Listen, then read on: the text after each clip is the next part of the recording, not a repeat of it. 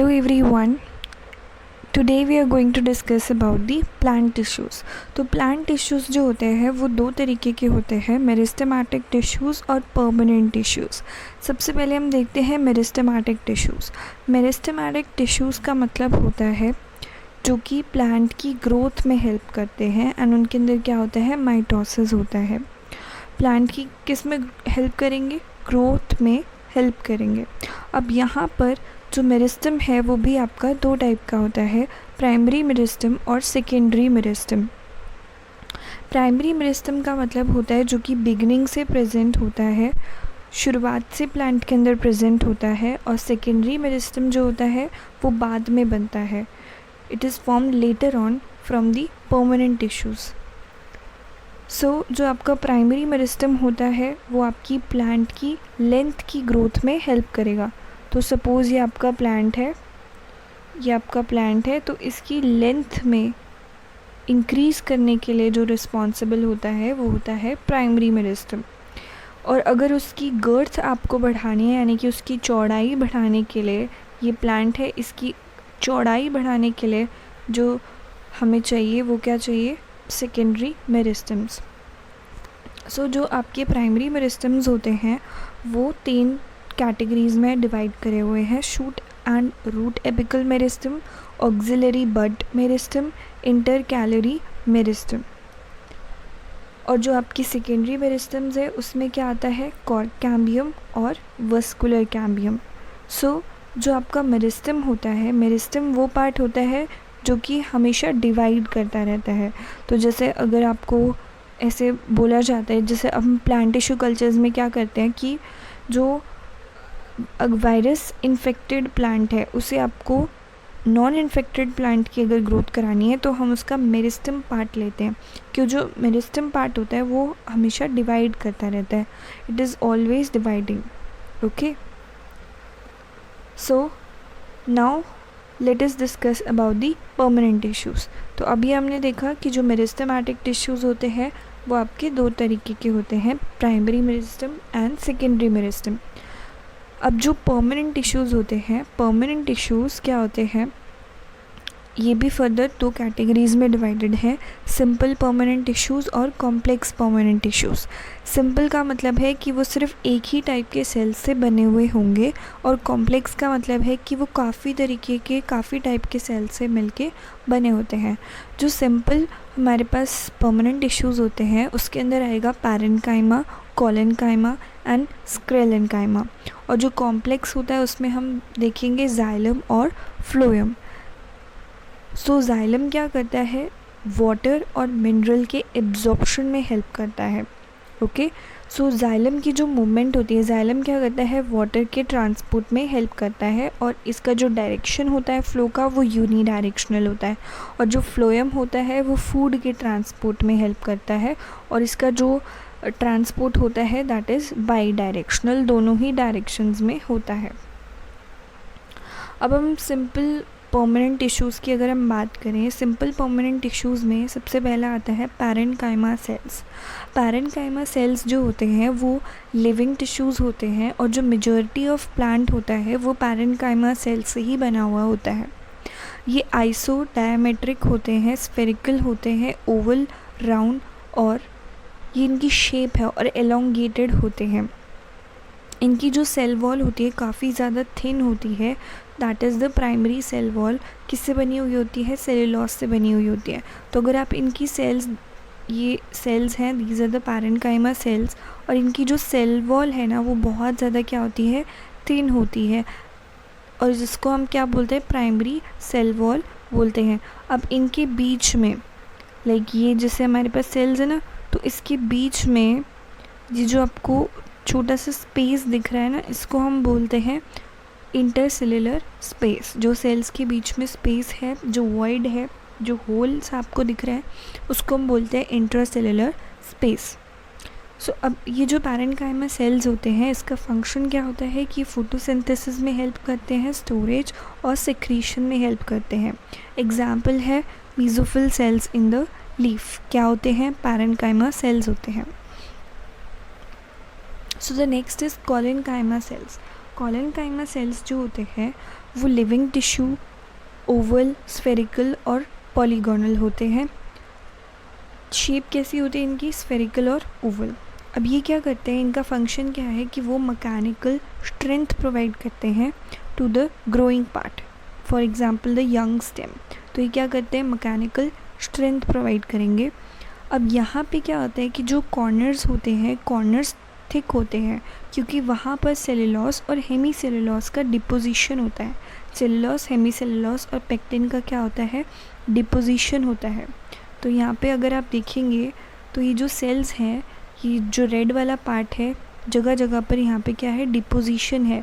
और ये किसकी डिपोजिशन है? सेलुलोज की, हेमी सेलुलोज की और पेक्टिन की डिपोजिशन यहाँ पर होती है। इनके में देखो सारे जो सेल्स हैं यहाँ पे आपस में चिपके पड़े हैं, है ना।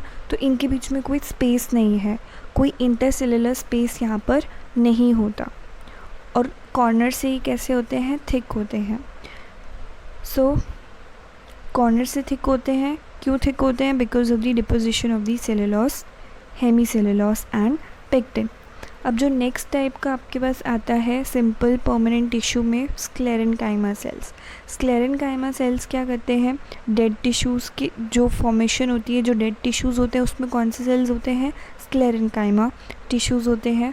ये कैसे टिश्यूज़ होते हैं, डेड टिश्यूज़ होते हैं।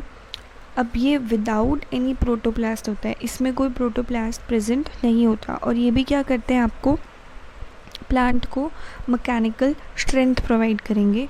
ये दो टाइप के होते हैं, फाइबर्स और स्क्लेरीड्स। फाइबर्स देखो यहाँ पर, फाइबर्स में इस तरीके से शेप होती है और ये जो इनकी क्या है, प्राइमरी सेल वॉल है और ये बहुत थिक सेल वॉल होती है। और जो स्क्लेरीड्स होते हैं, स्क्लेरीड्स क्या होते हैं, स्फेरिकल शेप का उनका स्ट्रक्चर है। यहाँ पर पिट्स होते हैं, सेकेंडरी वॉल होती है। फाइबर्स में खाली प्राइमरी वॉल थी, स्क्लेरीड्स में सेकेंडरी वॉल भी होती है। और ये जो बीच में आप स्पेस देख रहे हो इसको हम ल्यूमन बोलते हैं, ल्यूमन है और यहाँ पर कोई प्रोटोप्लास्ट प्रेजेंट नहीं होता। सो ये जो सेल्स होते हैं स्क्लेरेनकाइमा सेल्स, जो कि डेड टिश्यूज़ होते हैं, यहाँ पे जो सेल वॉल्स होती हैं वो क्या होती हैं, लिग्निफाइड होती हैं with few or numerous pits, that is the secondary cell wall found in the fruit wall of the nuts। अगर आपने अखरोट की जो बाहर का जो उसका वॉल होता है वो कितना हार्ड होता है, कितना ज़्यादा हार्ड होता है, राइट। जो पल्प होता है फ्रूट्स का, जैसे गुआवा है, गुआवा अगर आपने खाया होगा तो वो बाहर से कितना हार्ड होता है। तो वहाँ पे कौन से प्रेजेंट होते हैं tissues, sclerenchyma. So complex permanent tissues. अब आते हैं कॉम्प्लेक्स परमानेंट टिश्यू पे, जिसमें सबसे पहले क्या आएगा, जाइलम। जाइलम जो होता है वो मोस्टली डेड होता है, मोस्टली जो आपका जाइलम है वो डेड होता है। वाटर के ट्रांसपोर्ट में हेल्प करता है और ये जो डायरेक्शन होती है वो क्या होती है, यूनी डायरेक्शनल होती है, एक ही डायरेक्शन में वाटर ट्रांसपोर्ट होता है। अब ये क्या करता है, मैकेनिकल स्ट्रेंथ भी प्रोवाइड करता है टू द प्लांट पार्ट्स। सो जो जाइलम होता है इसमें क्या क्या चीज़ें हैं, सबसे पहले तो वेसल्स होंगी, ट्रेकीड्स होंगे, पैरेन्काइमा और फाइबर्स होंगे। सो देखिए ये जो स्ट्रक्चर है, ये वाला जो स्ट्रक्चर है वो किसका है, जाइलम का स्ट्रक्चर है और ये आपका फ्लोएम का स्ट्रक्चर है। सो अगर हम जाइलम के स्ट्रक्चर में देखें तो यहाँ पे देखो कि जो वाटर और मिनरल्स की मूवमेंट है वो सिर्फ एक ही डायरेक्शन में है। इट मीन्स यहाँ पे जो मूवमेंट होती है वो क्या होती है, यूनी डायरेक्शनल होती है। और यहाँ पे जो जाइलम की जो वॉल्स होती हैं काफ़ी ज़्यादा थिक होती हैं क्योंकि वहाँ पर लिग्निन का डिपोजिशन होता है। सो यहाँ पे क्या होता है, ट्रेकीड्स, पैरेन्काइमा, फाइबर्स और वेसल्स। सो आप इसके पार्ट्स को याद करने के लिए ऐसे कर सकते हो कि आप क्या कर रहे थे, आप टीवी देख रहे थे, आप क्या कर रहे थे, टीवी देख रहे थे। So T for tracheids and V for vessels. किसके साथ टीवी देख रहे थे? अपने पेरेंट्स के साथ टीवी देख रहे थे, और तभी क्या आ गया? आपका फ्रेंड आ गया। आपका फ्रेंड आ गया। तो आप टीवी देख रहे थे अपने पेरेंट्स के साथ बैठ के अपने घर पे, और तभी आपका फ्रेंड आ गया। तो सिर्फ यहाँ पर जाइलम के केस में जो आपके पेरेंट्स हैं वही क्या है? लिविंग है, बाकी सब क्या है? डेड है। Only the parents are living. ठीक है, तो इस तरीके से आप याद रख सकते हैं कि कौन सा लिविंग होगा, क्या डेड होगा। ओनली पेरेंट्स आर लिविंग, क्योंकि वही डांटते रहते हैं ना। जो वेसल्स होते हैं, वेसल्स क्या होते हैं? डेड होती है। ट्रेकीड्स डेड होते हैं। पैरेन्काइमा लिविंग होते हैं।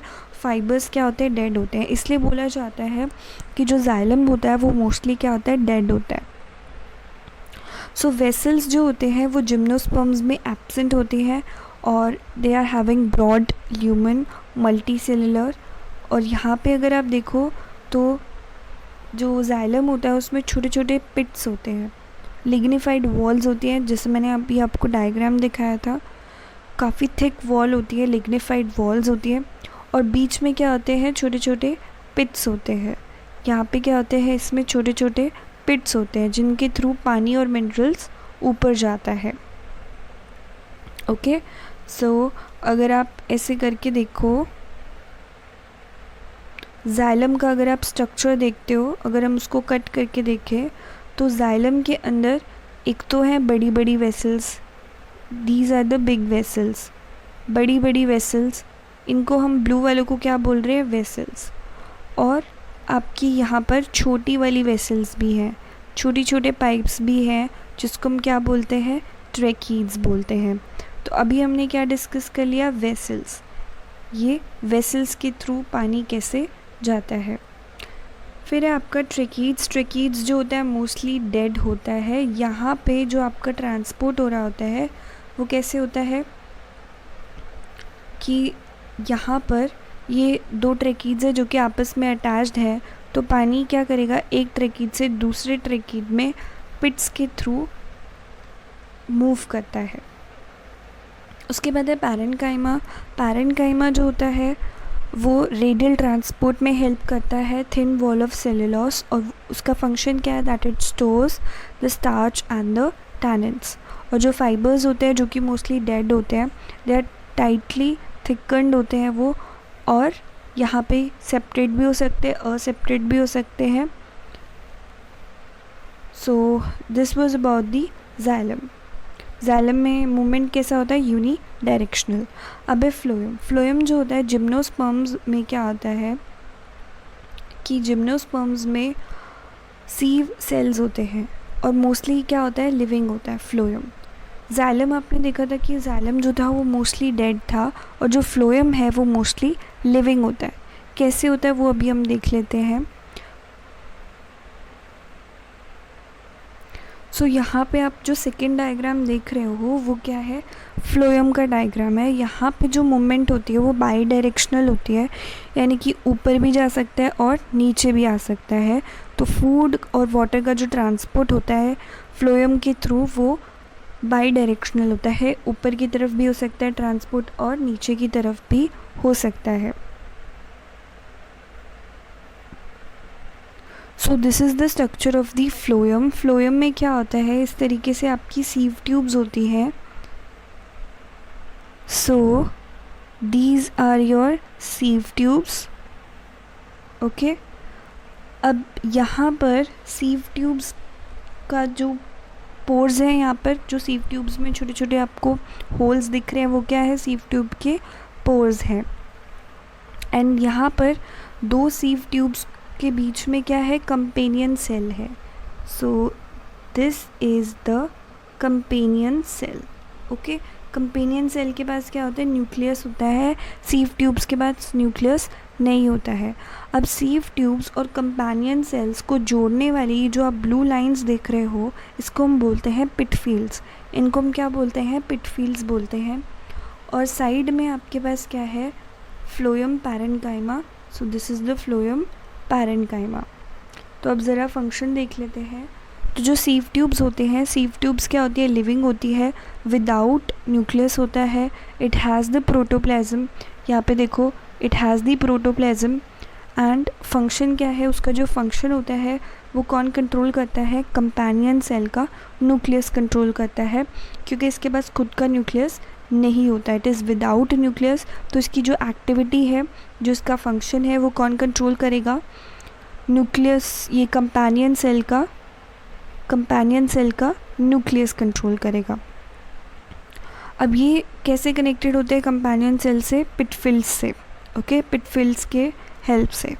अब जो आपके कंपेनियन सेल्स होते हैं, कंपेनियन सेल्स लिविंग होते हैं, पैरेनकाइमेटिस होते हैं, न्यूक्लिएटेड होते हैं एंड वो हेल्प करते हैं to maintain the pressure gradient in the sieve tube cells. जो पैरेनकाइमा सेल्स होते हैं वो एब्सेंट होते हैं मोनोकॉट्स में, लिविंग होते हैं, एलोंगेटेड होते हैं, सिलेंड्रिकल सेल्स होते हैं and they have a dense cytoplasm, cellulose cell wall with pits, store food, latex, mucilage, तो स्टोरेज में हेल्प कर रहे हैं। और जो फाइबर्स होते हैं, फाइबर्स क्या होते हैं, एब्सेंट होते हैं प्राइमरी फ्लोएम में और सेकेंडरी फ्लोएम में प्रेजेंट होते हैं। एब्सेंट किस में होंगे, प्राइमरी वाले में। फाइबर्स क्या होते हैं, डेड होते हैं और वो अनब्रांच्ड होते हैं। Fibres of the jute, flax, hemp जैसा एग्जाम्पल है। अब क्या होता है कि यहाँ पर मैंने बोला कि जो फ्लोएम है that is mostly living. Mostly living का मतलब है कि जो सीव ट्यूब्स है वो भी क्या होगी, लिविंग होगी, ये भी लिविंग है, पैरेनकाइमा सेल्स भी लिविंग है। बस जो आपका फाइबर्स है, फाइबर क्या होता है आपका, डेड होता है। फाइबर क्या होता है आपका, डेड पार्ट होता है, बाकी सब क्या है, लिविंग पार्ट है।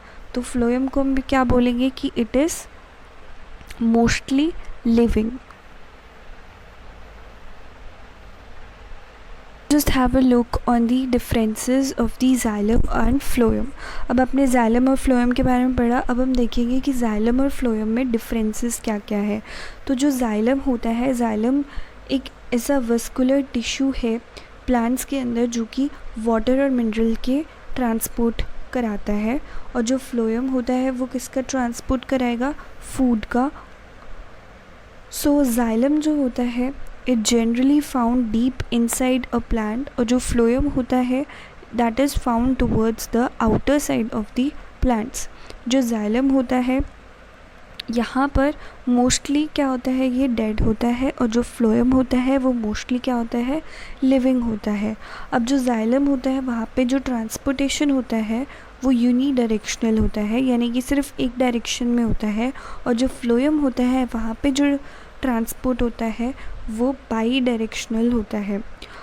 अब ये जो आपका xylem है, xylem क्या होता है, xylem मोस्टली डेड सेल से ही बना हुआ है, जैसे वेसल्स है, ट्रिकीड्स है, xylem फाइबर्स है, सारे की सारी क्या है, डेड सेल्स है। सिर्फ एक ही जो है पैरेनकाइमा सेल्स इनके अंदर होती है जो कि लिविंग होती है। वेराज अगर हम फ्लोएम की बात करें तो ये क्या है, मोस्टली लिविंग है, जैसे sieve tube cells, companion cells, phloem parenchyma cells सभी क्या है, लिविंग सेल्स हैं। बस एक ही होता है इसमें फाइबर्स जो कि नॉन लिविंग होता है, तो हम कह सकते हैं कि मोस्टली क्या होता है, लिविंग होता है फ्लोएम। सो xylem में क्या होता है कि there are only one type of living cells which is xylem parenchyma, और फ्लोएम में सिर्फ एक टाइप के डेड सेल्स होते हैं, वो क्या होते हैं, फ्लोएम फाइबर्स। जो xylem होता है वो आपको मैकेनिकल, आपके प्लांट को मैकेनिकल स्ट्रेंथ प्रोवाइड करता है, और जो फ्लोएम होता है that does not perform any mechanical function. अब देखो मैकेनिकल स्ट्रेंथ वही प्रोवाइड करेगा जो कि मोस्टली क्या होगा, डेड होगा, ठीक है, जो मोस्टली क्या होगा, डेड होगा। जो क्योंकि जो डेड वाले सेल्स होते हैं ना वो सख्त होते हैं, एकदम हार्ड होते हैं, लेकिन जो लिविंग सेल्स होते हैं वो सॉफ्ट होते हैं। तो मैकेनिकल स्ट्रेंथ कौन प्रोवाइड करेगा, xylem, क्योंकि xylem क्या होता है, मोस्टली डेड होता है।